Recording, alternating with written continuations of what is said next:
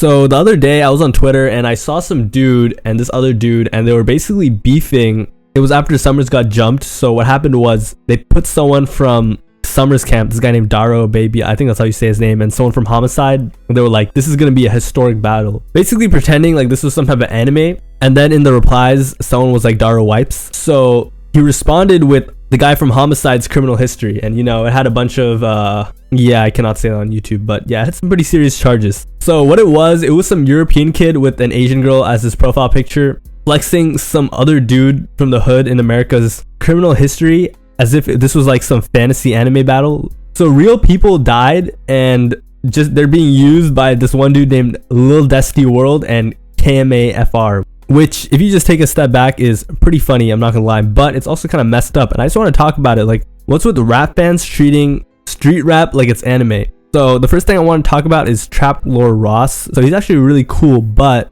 not him, because I guess he does like a crazy amount of research. But a lot of people will watch his videos and they'll like research this, and this is like their hobby. Like they actually enjoy learning about like street violence and street gangs, and it's really weird. So they know like everybody from O Block, and it'll be like some kid from the suburbs in like a really, really nice area, a really nice neighborhood, and he'll know like everything about Chirac. There are actually subreddits called like Chiracology and Atlantaology, and I think even New York State of Mind. And if you're asking how do you know this, I do make videos on rap, so I see Reddit stuff sometimes. But these guys, they take it to another level. Like they write fan fiction about these guys, they glamorize these guys, and one of my YouTube friends actually came up with the name. He called them Streetaboos. So the same way people call anime fans weebs or weeaboos, they're calling these street fans Streetaboos. And I think this is like a great term, and shout out to Teo for coining the term. But this stuff is just hilarious. Like some kid who's never even gone a detention at school will be like fantasizing about these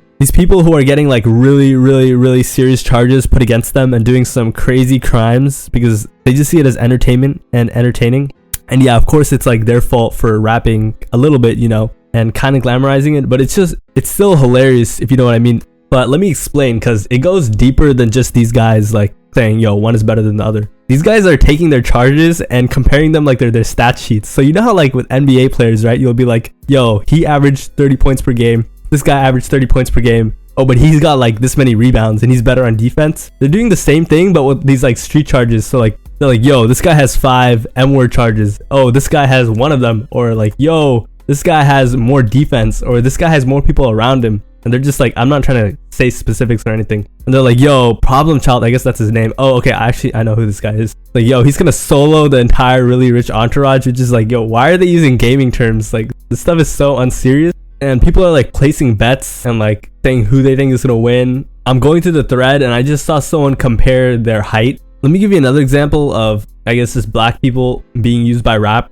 or rappers as props. So for example, Lil Mabu, he had this song with this New York drill rapper called Dusty Locane called No Snitching, where he basically used like the juxtaposition or like the contrast of Lil Mabu being like a white kid and Dusty Locane being like a hood rapper, and that's how he sold it. By the way, the song did really good. It has like 20 million views right now. It was posted like a year ago. And the thing about the song is, Dusty Locane, he wasn't bad or anything, but he could have replaced him with any other rapper that was black and it would have done just as well, because that's all people really cared about. They were like, oh, yo, this is like a white kid and it's like a street rapper, and that's why this is like, oh, so viral, or this is so like appealing. He also had a song called Trip to the Hood, where in the video it's just like a white kid surrounded by a bunch of dudes who are, I guess, like from the hood or whatever. And yeah, he probably paid them and got them to like be in the music video, of course, and like pick him up and just act like they're friends with him or whatever. And at the time I was like, yo, this guy's actually like a marketing genius. You gotta be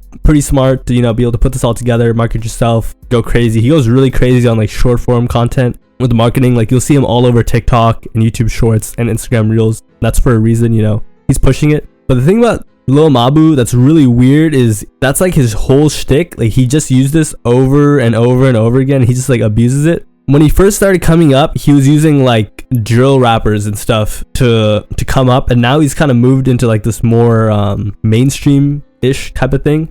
And I just listened to his song Trip to the Hood, and I'm not gonna lie, it's pretty good. But if you watch the music video, like there's just no way not to cringe, because it's like some white kid trying to act like he's from the hood or just so much harder than he actually is. It's just like crazy levels of cringe. Like, I just, that's just all there is to say. The other funny part about this guy is his parents are loaded. Like, you can just look it up. Let me look it up really quick. Lil Mabu. So here's what I found. He has about like 3 million followers across his social medias, and he lives at his parents' 5-bed, 5-bath, 3,327 square foot condo on the Upper East Side. During school breaks or on weekends, he can escape to the Hamptons, where his family owns a 6,182 square foot mansion in Watermill. I think that's how you say it. I have no idea. The two properties are worth close to 12 million total. He also is a senior at collegiate school, the nearly 400-year-old Manhattan prep school that costs $60,000 a year and has schooled just some like famous people, I guess. So his lavish lifestyle is far from like the cry of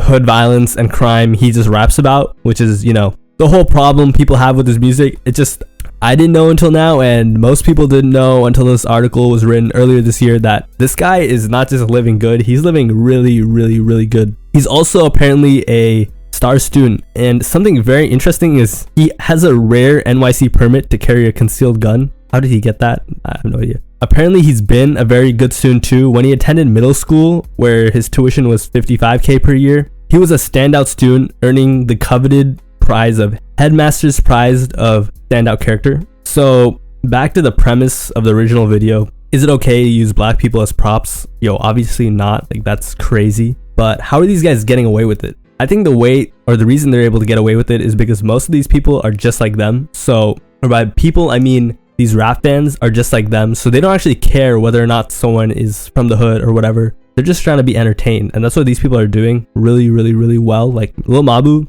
he's very, very entertaining, and he knows how to capture the internet and go viral. And that's why all of his songs have done pretty well. Right now, one of his songs is going crazy on TikTok, and he's constantly promoting it on TikTok, Instagram Reels, YouTube Shorts, and has like this team that's just distributing his content like crazy. And going back to the original part of the video, if you go on these subreddits, like look up r/Chiracology, go to top and sort by all time, and it's like these suburban dudes like ranking super, super, super violent Chicago beefs from like years and years ago. And they're doing all this research. For example, Trap Lord Ross, his documentary on King Von was so good. Or I think this other dude named Trap Geek too. Their videos were so in depth on these crimes that the feds actually cited some of their videos in their indictments and used their videos as evidence because they broke it down so well. And yeah, of course, like, those guys are self-snitching if YouTubers are able to find it out. But these fans, they're so good at finding information and they're so accurate. By the way, Trap Lord Ross is like a British dude. That's why everyone makes fun of him. And they make fun of him specifically for the whole street rap thing and how he's so into it.